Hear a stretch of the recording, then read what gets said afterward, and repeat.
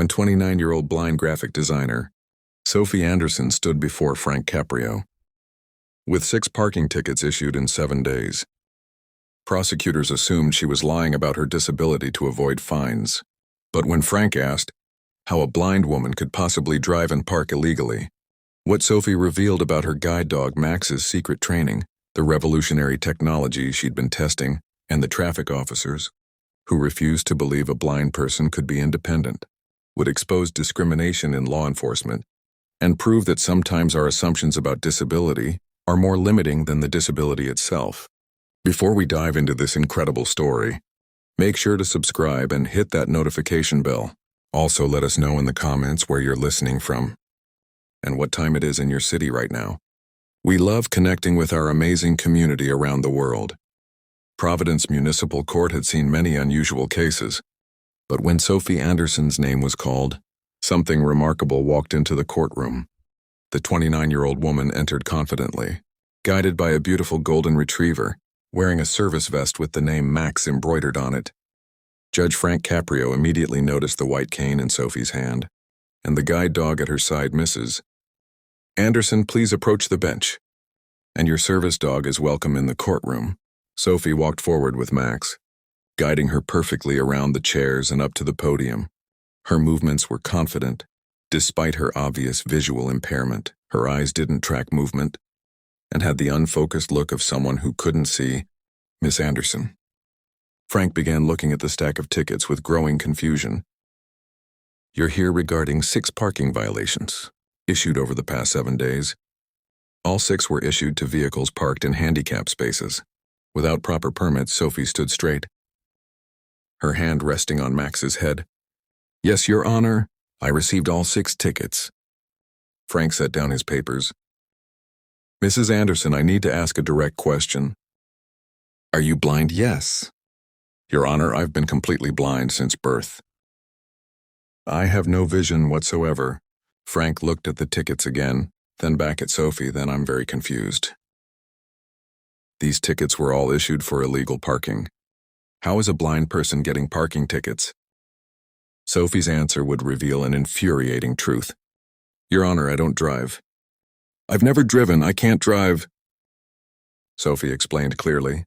Those tickets were issued to Uber and Lyft drivers, who were dropping me off or picking me up from various locations around Providence. The courtroom stirred with surprise. Frank leaned forward. The tickets were issued to your rideshare drivers.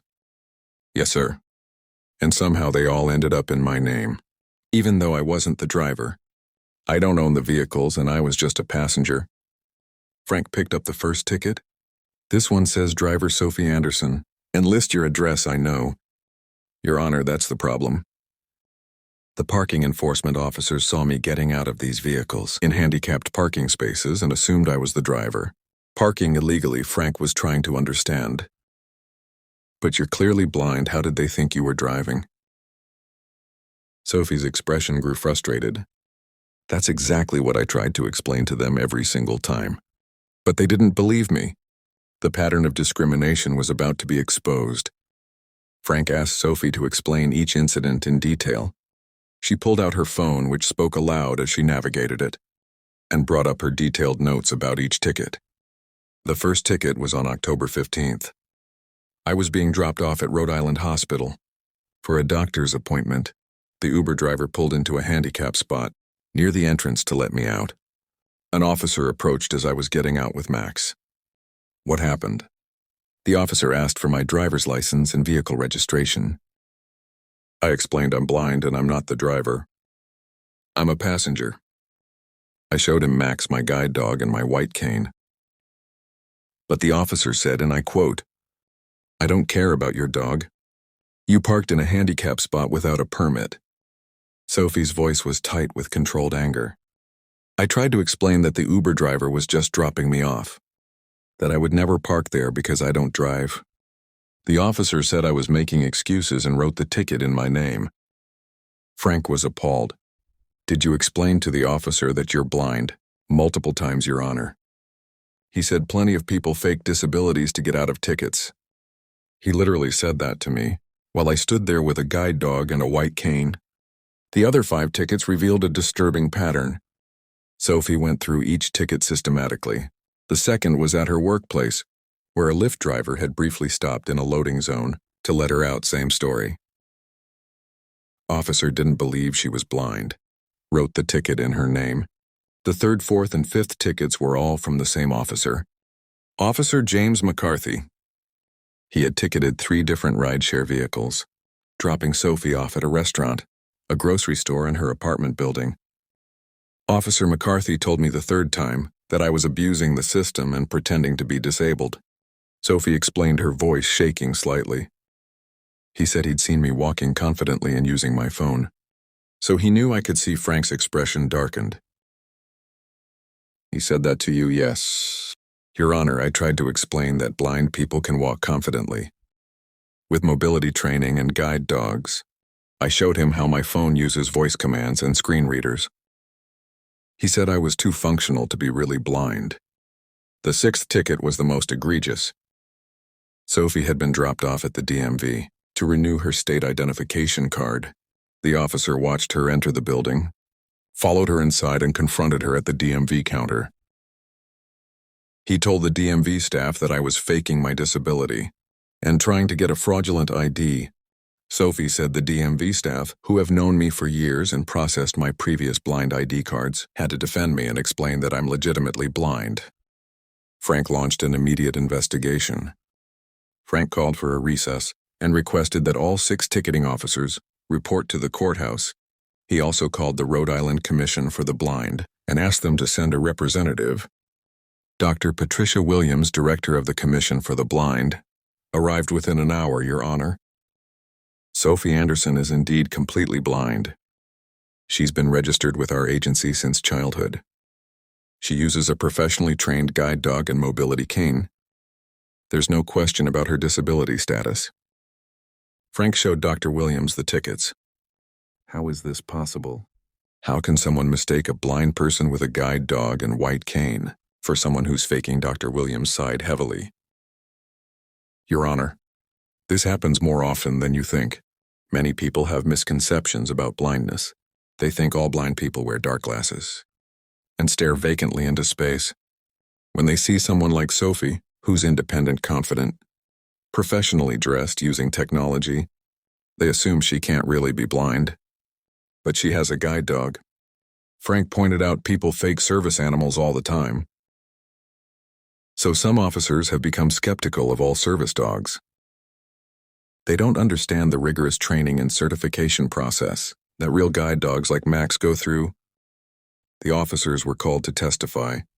Officer James McCarthy, who had issued 3 of the 6 tickets, appeared uncomfortable as he took the stand. Frank's expression was stern. Officer McCarthy, did you issue 3 parking citations to Miss Anderson? Yes, Your Honor. She was parking illegally in handicap spaces. Officer, Miss Anderson is blind. She doesn't drive. How could she park illegally? McCarthy shifted.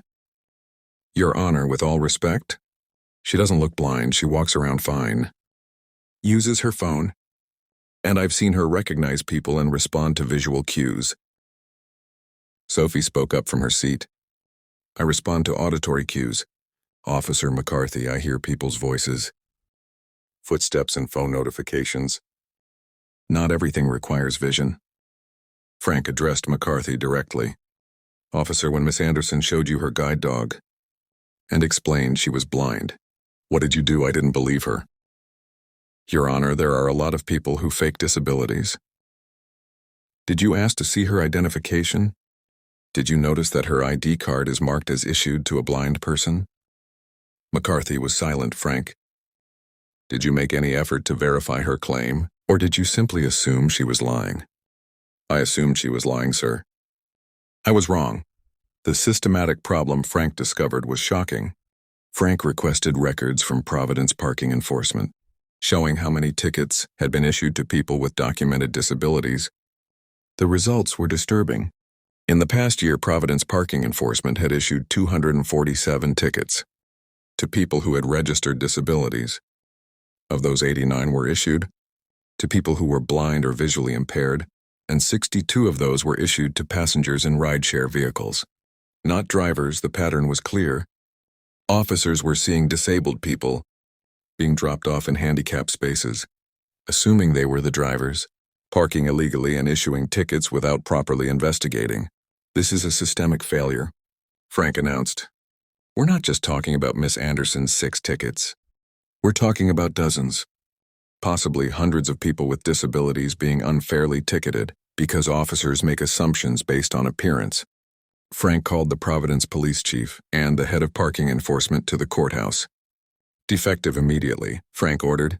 No parking ticket will be issued to anyone claiming to be a passenger, rather than a driver without verification. Officers must confirm the actual driver's identity before issuing any citation. Sophie's guide dog, Max, had a secret that amazed everyone. During a break in the proceedings, Frank asked Sophie about Max. I noticed Max is extremely well trained. Where did he receive his training? Sophie's face lit up. Max is from Guide Dogs for the Blind. He went through 2 years of specialized training. But here's what most people don't know. Max has additional training that helps me navigate in ways that seem almost magical to sighted people. She demonstrated Max find the door. Max immediately turned and walked Sophie directly to the courtroom door, navigating perfectly around all furniture and people. Max can find specific locations on command door stairs, chairs, counters, even people he knows. That's why I appear to move so confidently. Max is essentially my eyes. Show me your phone, Frank requested. Curious about the technology Sophie had mentioned, Sophie pulled out her iPhone and demonstrated. The phone spoke everything aloud. Text messages, emails, apps. This is called voiceover. It reads everything on my screen. So when Officer McCarthy said I couldn't be blind because I used my phone, he simply didn't understand that. Blind people have been using smartphones for over a decade. She showed other technology.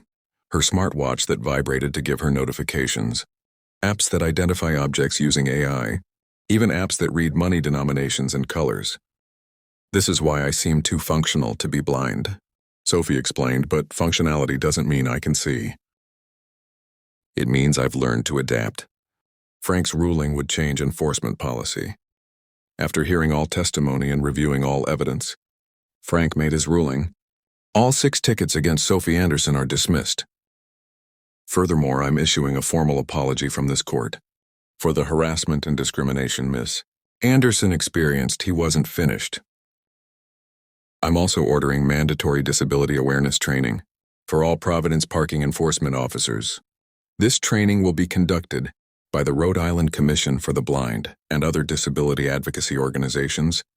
Frank turned to Officer McCarthy. Officer, you will personally complete 40 hours of disability awareness training and issue a written apology to Miss Anderson. McCarthy nodded, looking genuinely remorseful. Miss Anderson, I'm sorry. I made assumptions based on ignorance. I was wrong, and I will do better. Sophie nodded graciously. I accept your apology, officer. I hope this helps you understand that disability looks different for everyone. The policy changes that followed protected thousands. Frank's ruling led to sweeping changes in Providence parking enforcement. All tickets issued to people with disabilities in the previous year were reviewed, and 147 were found to be wrongly issued and dismissed. The passenger verification protocol was established. Officers must confirm the actual driver's identity before issuing any parking ticket to vehicles in handicap spaces. All parking enforcement officers received 16 hours of disability awareness training covering invisible disabilities, service animals, mobility aids, and disability rights. A new appeals process was created specifically for disability-related ticket disputes. Within 6 months, wrongful tickets issued to people with disabilities dropped by 94%. Sophie became an advocate for disability awareness. Sophie used her experience to launch a nonprofit called Blindness Beyond Stereotypes, educating law enforcement, businesses, and the public about visual impairment. People think blindness means helplessness, Sophie explains in her presentations, but I have a degree in graphic design. I work full-time as a digital accessibility consultant. I live independently and I navigate the world successfully. Blindness is an inconvenience, not an inability. Her TED Talk, What Blind Really Looks Like, has been viewed over 5 million times.